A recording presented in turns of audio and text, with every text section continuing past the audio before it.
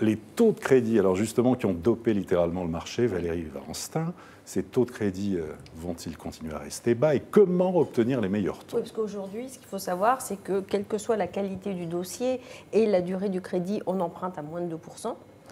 Et que même dans un grand nombre de cas, on emprunte à moins de 1%. Alors, pour obtenir le meilleur taux possible, comment faire? D'abord, il faut doper son apport personnel. L'apport personnel, c'est ce qu'on apporte sur la table au moment où on va acheter. Il peut être constitué de vos économies, si vous avez de la chance, d'un coup de pouce familial, une donation par exemple, et surtout, ne l'oubliez pas non plus, de votre épargne logement.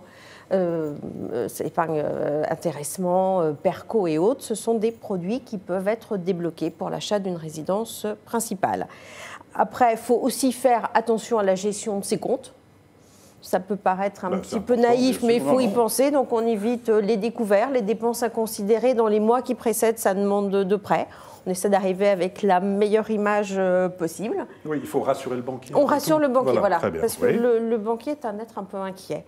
On fait jouer la concurrence. Alors pour faire jouer la concurrence, qu'est-ce qu'on fait? Soit on prend son bâton de pèlerin et on va faire le tour des établissements bancaires, soit ce qui est plus simple, on passe par un courtier.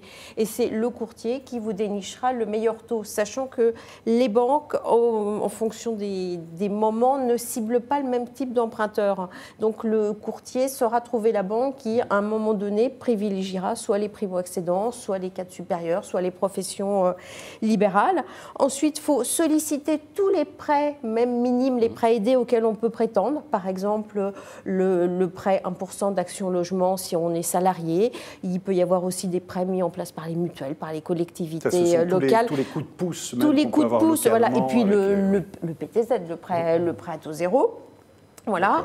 Dans certains cas, il faut regarder la garantie qui est attachée au prêt. Dans certains cas, il peut être préférable d'opter pour une caution bancaire plutôt qu'une garantie réelle comme l'inscription de privilège de prêteur de deniers ou l'hypothèque. Maître Thomas, oui. Oui, j'ai un petit avis sur le sujet. Oui. Je conseillerais, si possible, à des acquéreurs emprunteurs sur une courte durée d'avoir effectivement plus facilement recours à une caution bancaire, qu'elle mérite d'être moins onéreuse puisque sur une durée rapide. Courte durée, donc à partir de quoi? 5-7 ans. 5-7 ans. Par contre, si le prêt s'inscrit sur une durée plus longue, de 15 à 20 à 25 ans, là, l'hypothèque ou le privilège prêteur de deniers est une garantie plus intéressante financièrement sur la durée totale du prêt. D'accord. On continue sur les conseils pratiques là-dessus, justement? On négocie les frais de dossier, les frais de pénalité, de remboursement anticipé.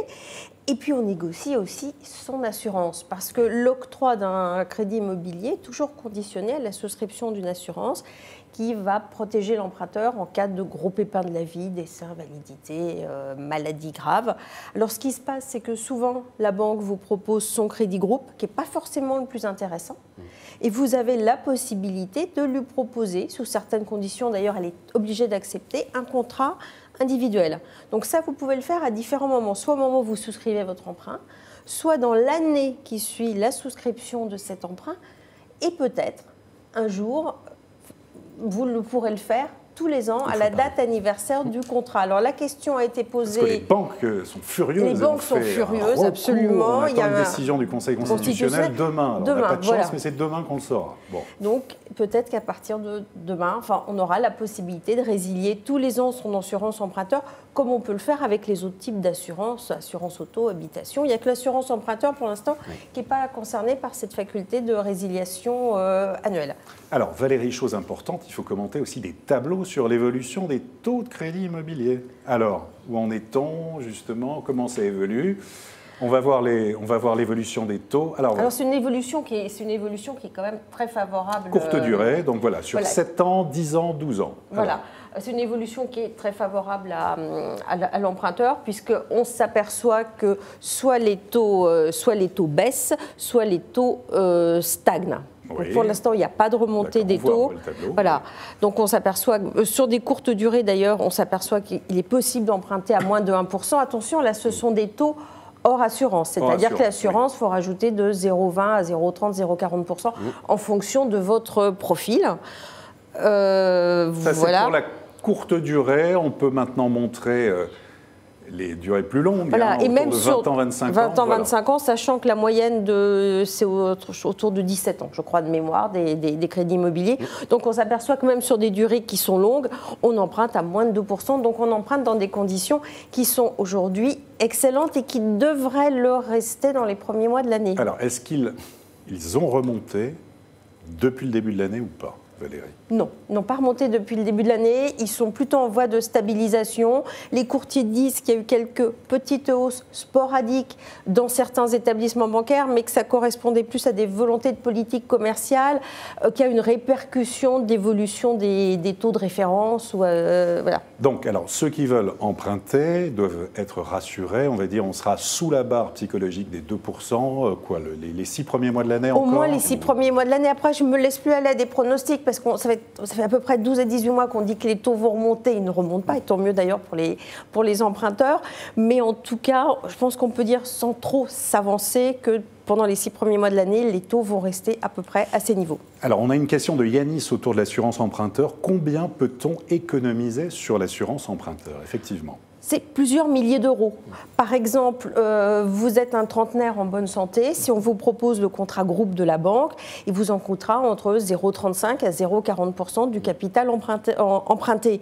Si vous allez voir un contrat individuel, ce qu'on appelle la délégation d'assurance, vous pouvez obtenir 0,15 à 0,20%. Donc, en fonction du montant du prêt, ça peut faire des économies qui atteignent parfois plus de 6 000 ou de 7 000 euros sur la durée du prêt. Et Fabien demande, les banques vont-elles durcir les conditions d'octroi des crédits en 2018? Alors justement, pour l'histoire de l'assurance emprunteur, si finalement ça passe, elles vont devoir faire attention à leur marge. Donc, est-ce qu'il n'y a pas un risque aussi qu'elles durcissent les conditions d'octroi des crédits? Je pense que ça dépendra des établissements bancaires et là encore de leur politique commerciale. D'accord. Et puis, je pense qu'on avait un troisième tableau qu'on doit commenter aussi sur l'évolution avec les OAT, voilà. L'OAT, c'est l'indice de référence qui sert aux banques à fixer leur taux de crédit. Donc, à cette OAT, sur cette OAT, elles appliquent une marge. Et on s'aperçoit d'ailleurs qu'il y a une corrélation